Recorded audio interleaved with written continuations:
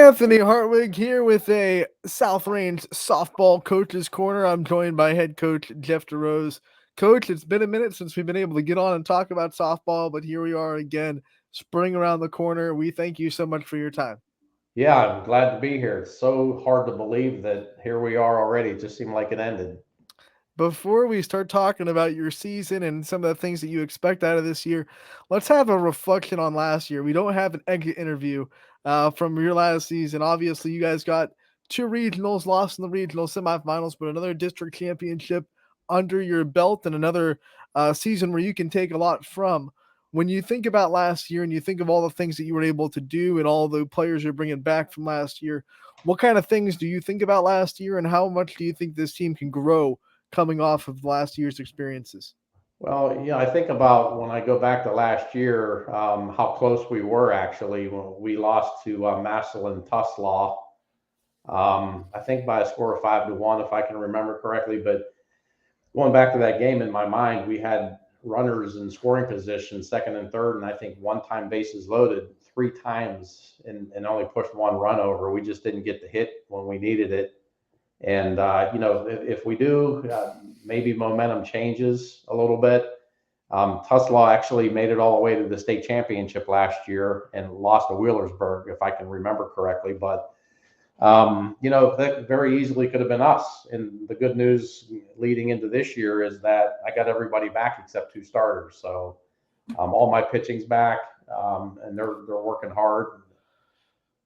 Very fully expect hopefully get back to that same game next year or this year, I mean, and see what happens. Obviously, it's going to be a very familiar roster. Like you said, you only lost two starters, so a lot of people coming back. Go over the roster, who some of your big key returners are, and then also some players that might get some new starting time or some new faces that might be popping up on this varsity team as Yeah, well for South Range fans. yeah. Like I said, I returned both of my pitchers from last year. Sam Suzanne, Julie Stakowitz, both fantastic pitchers. Sam, um, she's got really good off speed. She throws the ball hard when she really wants to. She lit it up the other day against where we did an inter squad against a really good hitter, and I'm like, where's that been? But I know Sam's got all the tools to do what she can do. And Julie Stakowitz is just, I tell you what, the girl's throwing lights out. She throws the ball so hard. I'm honestly can't wait to see this 1-2 punch this year.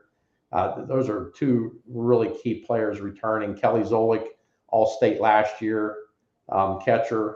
Jamie Farron, another solid senior. And, our four seniors, I can't speak highly enough about each and every one of them. And, I always talk and tease them, what am I going to do without you guys next year? And I hate looking beyond this year, but it's just, they've been such a big part of this program and my life personally that, I can't wait to see what they can do on the ball field. Other players returning, Gretchen Bartels, solid hitter, Madison Dado, center fielder, lightning speed. She can slap, very dangerous player. Giada Pauline, she won the position in left field last year and, plays very solid. And I'm expecting some big things from some girls that didn't get a whole lot of playing time last year. Riley DeChancio, she's very solid. Jaylee Wilt, and we got a freshman that came in that moved in from Canonsburg, Pennsylvania, Kira Brogan, just unbelievable talent in a freshman. And I really expect big things from her this year. With so many returning players and obviously the tournament experience from last year, do you feel like this is really a big window for this program to make another deep tournament run? Yeah, like I said, they've been there before. Most of them know what it's like. I'm carrying. We got a bunch of freshmen. I mean, it's unbelievable. I believe I'm carrying 13 freshmen on the roster. Um, Four or five, and maybe even six of them are going to see some playing time at varsity level. It's kind of a touch and feel, but just so excited about what can transpire with this roster. We're in the figure it out mode right now. Like I said, we're supposed to play Beaver, Pennsylvania on Thursday. I can tell you that at least the four that I'm carrying on the roster right now are all going to play just because we got to figure out what we have. We just don't know right now. We don't know what positions. I mean, we have a good sense of where people are going to be, but there's a couple open spots that we're trying to figure out. So you talk about your roster, all these returning players. Let's talk about your schedule. Obviously, you play in a tough NE8 that has a lot of talent across the board, but the last couple of years, it's really come down to you guys in Poland fighting it out for 1 and 2. What do you see out of the league this year? What do you think the NE8 is going to look like, and how much do you think it'll prepare you for tournament time? Yeah, I mean it's a good thing because I think Poland actually moved down to Division 3, but we were always the only Division 3 school. I think when we first joined the NE8, and then Gerard came down to Division 3, now Poland. But it's always a good prep for our tournament play because we're always playing up Division 2 schools. Poland's going to be tough; they always are. You can't count out Lakeview. In fact, they beat us last year. Hubbard's always good, well coached. Bill Amaro.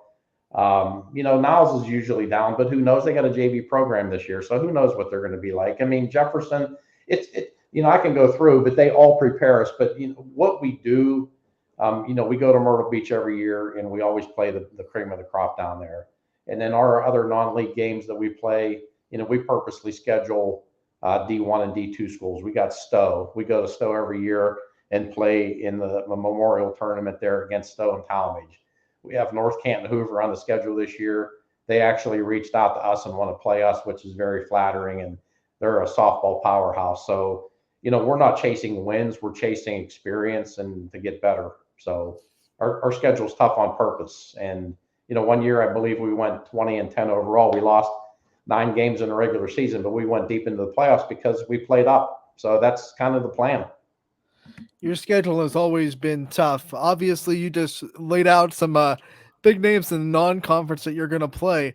But when you're looking at some of the ways that can really prepare you for the tournament, what is it specifically? Do you think it's the high level pitching that you're able to see in those programs? Do you think it's the lineups that your pitchers have to face? Which one do you think prepares you more, the pitching, or having to face a lineup that might go 6 or 7 deep instead of the normal 4 or 5 deep?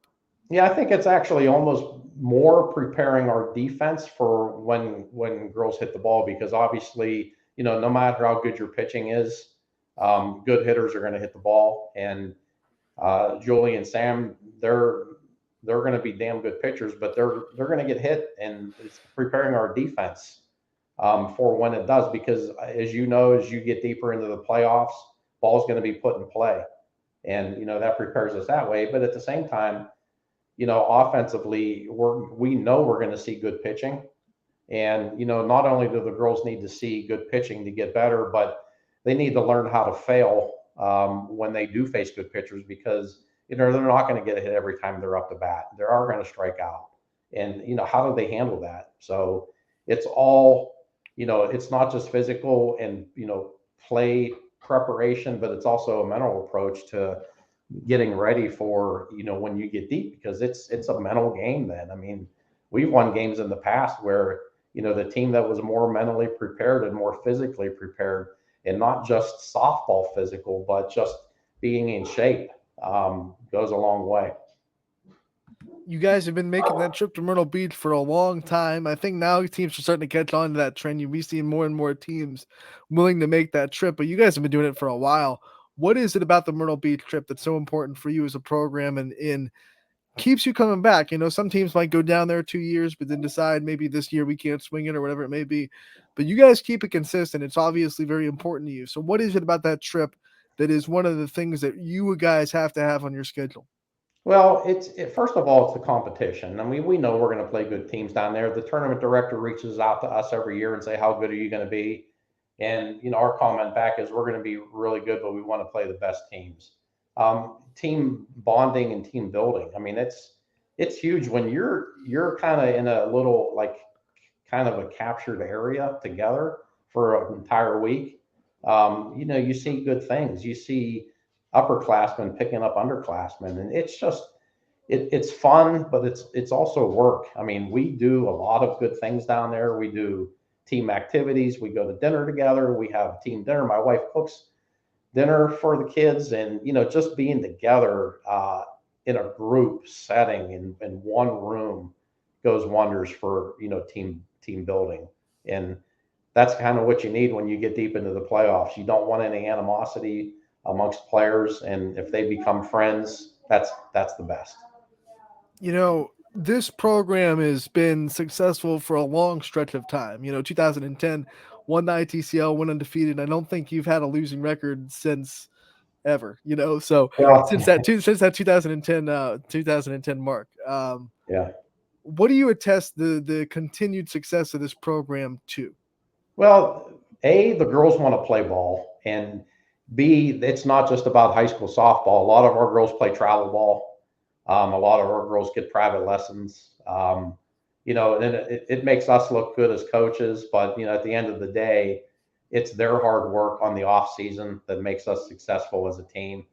Our job's pretty easy. It's just figuring it out and putting the players in the right spots. But they're all very, very talented players. And they were teasing me today. They say, Coach DeRose, you always say this is the best team you've ever coached. And, I probably do say that every year, but I'm on being honest with you. This is one of the most talented teams I've ever been around.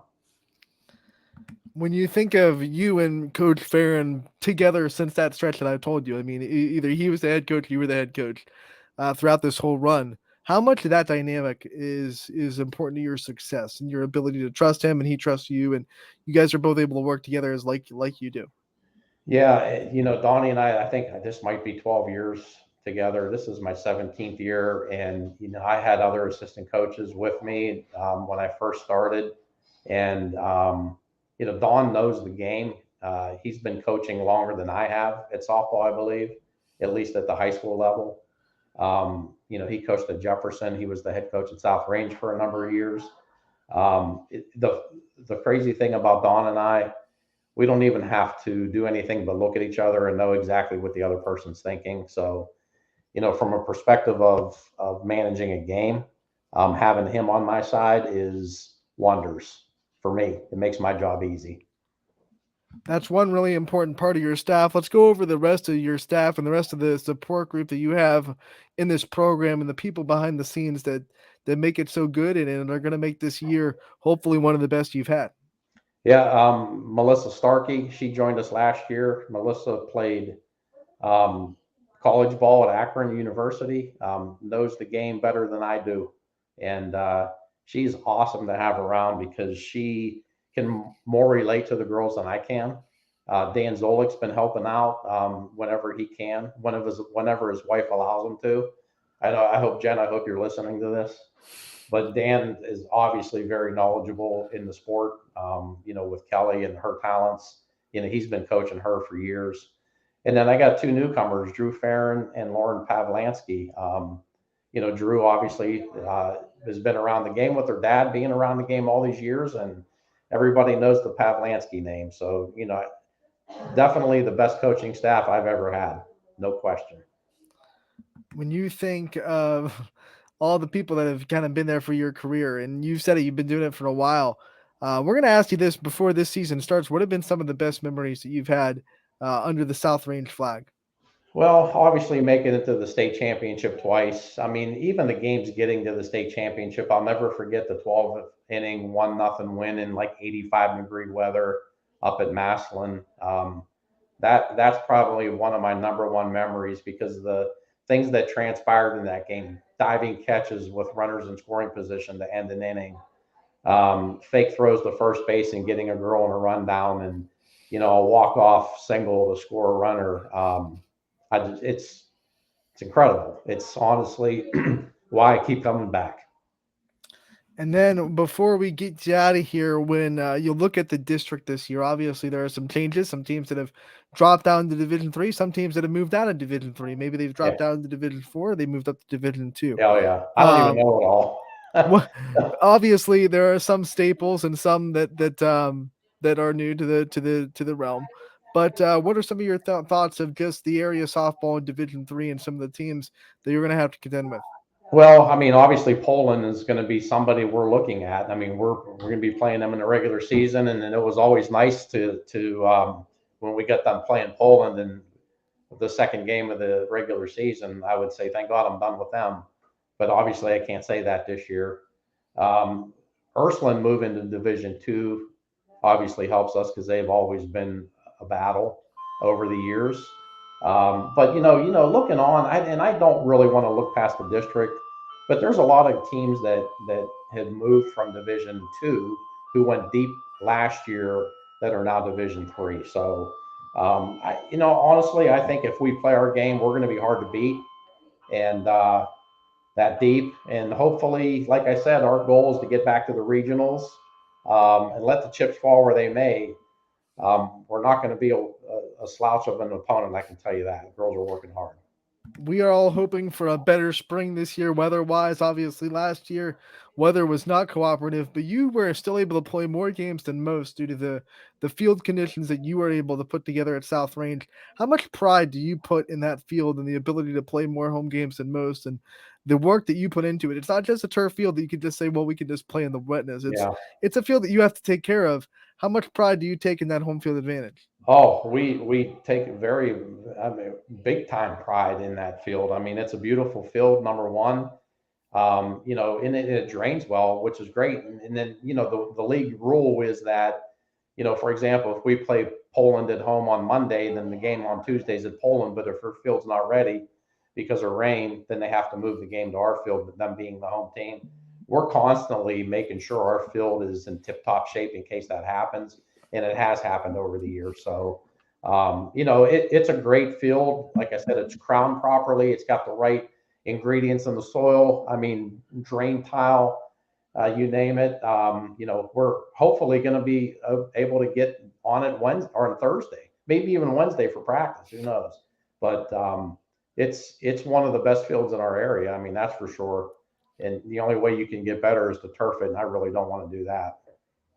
All right, before we let you go, I want you to give the Raiders fans their shout out on when the first game is and when the first time they can come check out South Range softball in the regular season will be. So you're putting me to the test. I know it's Monday, whatever the last Monday in March is, and I believe we play Jefferson. But I'm looking right now. I'm looking at Thursday. I'm looking at Beaver, and I know the following week we got Louisville, we got Austin Town Fitch, and I know we got a fourth scrimmage somewhere. I honestly don't know, but I got my sights set on Beaver right now. Actually, Coach is just worried about the scrimmages. That's good, I'm Coach. worried about the scrimmages because I owe my niece a loss from last year.